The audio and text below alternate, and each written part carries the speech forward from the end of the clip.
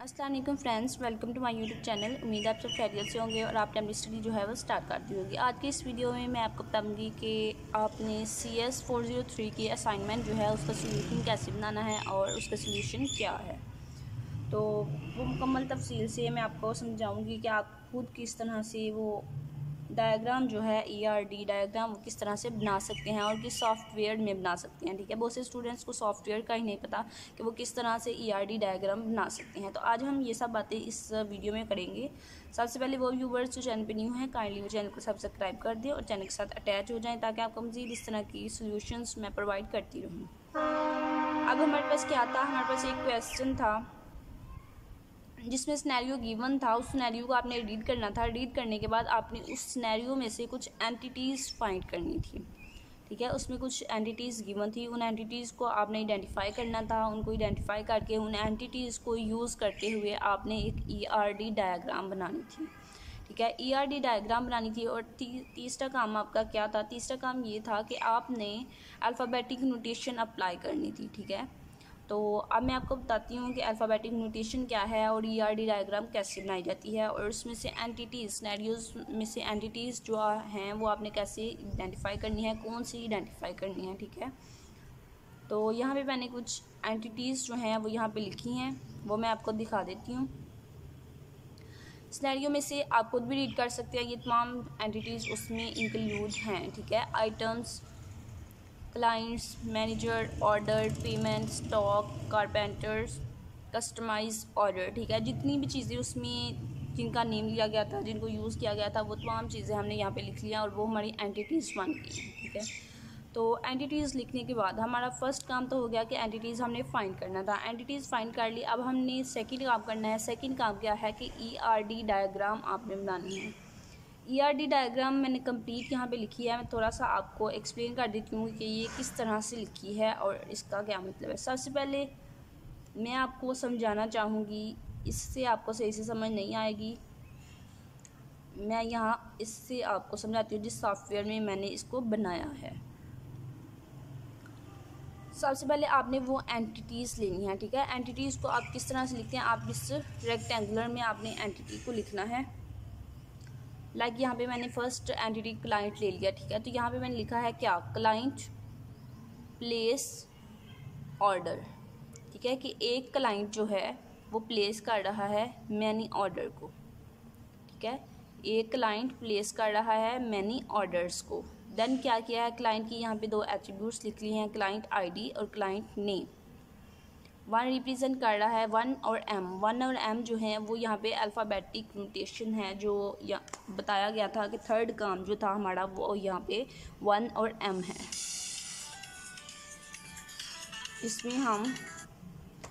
जिसमें हम ये बता रहे हैं अल्फ़ाबेटिक नोटेशन में 1 या फिर M मतलब मैनी। ठीक है, तो एक क्लाइंट जो है वो प्लेस कर रहा है क्या, मैनी ऑर्डर। एक क्लाइंट जो है वो मैनी ऑर्डर प्लेस कर सकता है। उसके बाद ऑर्डर की भी हमने दो एट्रीब्यूट्स लिख लिए हैं। यहाँ पे आप एट्रीब्यूट्स ज़्यादा भी लिख सकती हैं, कोई भी इशू नहीं है। मैंने यहाँ पे दो लिखे हैं कि कोई ऑर्डर की कोई ID होगी, वो ऑर्डर की कोई डेट होगी जिस डेट को ऑर्डर किया गया था। तो यहाँ पे दो एट्रीब्यूट्स मैंने जस्ट लिखे हैं आपकी आसानी के लिए। नेक्स्ट क्या है कि क्लाइंट, मैंने नेक्स्ट एंटिटीज़ को यूज़ किया है कि क्लाइंट जो है वो क्या करता है, क्लाइंट परचेज मैनी आइटम्स। ठीक है, तो एक क्लाइंट जो है वो मैनी आइटम्स परचेज कर सकता है, इसलिए मैंने यहाँ पे लिखा है 1 और M। एक क्लाइंट परचेज कर सकता है मैनी आइटम्स। देन मैंने आइटम्स की भी 3 एट्रीब्यूट्स बना ली हैं, item name, item quantity, item date. Next क्या है, नेक्स्ट मैंने बताया है कि एक क्लाइंट जो है वो प्लेस कर सकता है मैनी कस्टमाइज्ड ऑर्डर को। ठीक है, एक क्लाइंट प्लेस कर रहा है मैनी कस्टमाइज्ड ऑर्डर को। नेक्स्ट कस्टमाइज्ड ऑर्डर के मैंने एट्रीब्यूट्स लिखे हैं, वो मैं आपको बाद में बताती हूँ। पहले हम इस तरफ चले जाते हैं। ठीक है, कस्टमाइज्ड ऑर्डर ठीक है, हैज़ 1 कारपेंटर। इस तरह से भी पढ़ सकते हैं, 1 carpenter has many customise order, या फिर many customise order has 1 carpenter.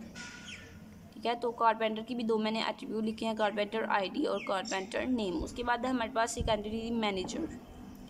अब मैनेजर को हम देख लेते हैं, मैनेजर यहाँ पे क्या कर रहा है। ठीक है, तो एक मैनेजर जो है एक मैनेजर मैनेज कर रहा है किसको, मैनी स्टॉक को। एक मैनेजर मैनेज कर सकता है मैनी स्टॉक को। देन स्टॉक के मैंने एट्रीब्यूट्स लिखे हैं यहाँ पे 3।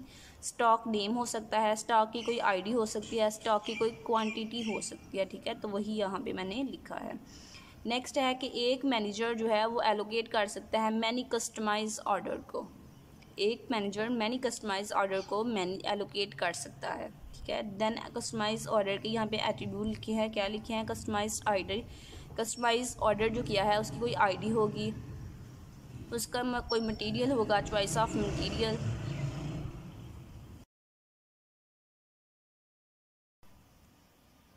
नेक्स्ट उसकी customise ID, description, type, customise date. Next है कि एक मैनेजर जो है वो मैनेज कर सकता है मैनी पेमेंट्स को, ठीक है।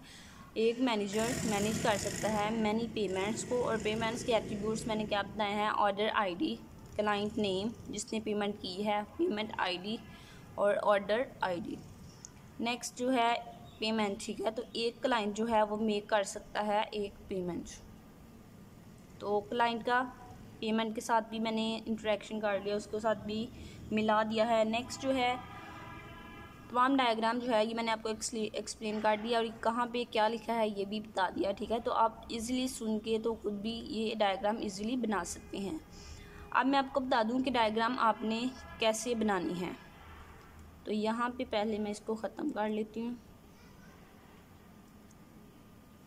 अब ये देखें डायग्राम आपने कैसे बनानी है। फर्स्ट ऑफ ऑल आपने यहाँ से वो डायग्राम वो शेप लेनी है जिस शेप में आपने लिखना होगा, जिस शेप में मैंने लिखा होगा।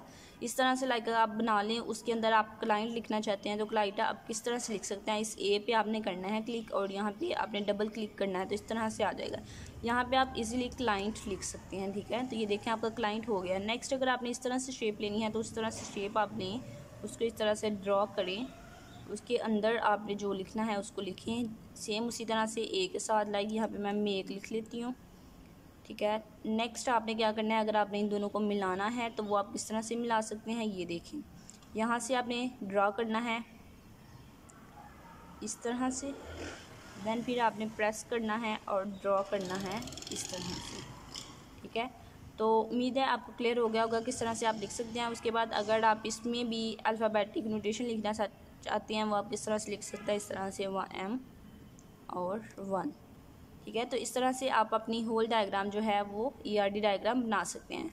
उम्मीद है आपको क्लियर हो गया होगा किस तरह से आपने अपना सोल्यूशन जो है वो बनाना है। एक दफ़ा अगेन मैं आपको डायग्राम जो है वो दिखा रही हूँ ताकि आप लोग इजीली बना सकें। अगर किसी चीज़ की आपको समझ नहीं आ रही कि क्या लिखा हुआ है, ठीक है, तो आप वॉइस से आपको समझ आ जाएगी कि मैंने यहाँ पे क्या लिखा है, क्योंकि मैंने साथ साथ आपको बताया है कि कहाँ पे मैंने क्या लिखा है। जल्द से जल्द अपना सोल्यूशन जो है वो बनाएं और अपने LMS पे अपलोड करें ताकि आपके फुल मार्क्स आ सकें। और यहाँ पे अगर कोई आपको मिस्टेक लग रही हो तो उसने आपने करेक्ट कर लेना है आपने खुद ही, ठीक है। वैसे मैंने पूरी कोशिश की है कि मैं आपके लिए अच्छा सोल्यूशन और बेहतरीन सोल्यूशन बना सकूँ। मज़ीद चैनल को सब्सक्राइब करें और चैनल के साथ अटैच हो जाएं ताकि आपको मज़ीद सोल्यूशंस जो है वो मैं प्रोवाइड करती रहूँ।